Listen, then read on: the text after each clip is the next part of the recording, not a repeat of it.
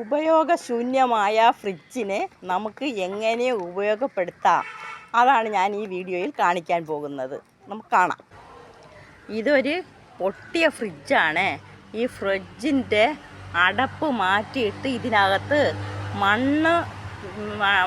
മണ്ണ് ഇട്ടിട്ടാണ് ഈ പച്ചക്കറികൾ നട്ടിരിക്കുന്നത്. കണ്ടോ, നിറച്ച് കായ്ച്ച് കിടക്കുന്ന കണ്ടോ കായ്കൾ, നിറച്ചും കായ്കൾ ഇങ്ങനെ കായ്ക്കാൻ തുടങ്ങുന്നേ ഉള്ളൂ. അപ്പം വേറെ ചാക്കിൽ വേണം, ഗ്രോ ബാഗിലോ ചാക്കിലോ ഫ്രിഡ്ജ് പെട്ടിയിലോ എന്തോന്നില്ല വേണമെങ്കിലും നമുക്ക് ഇതുപോലെ കൃഷി ചെയ്യാൻ പറ്റും.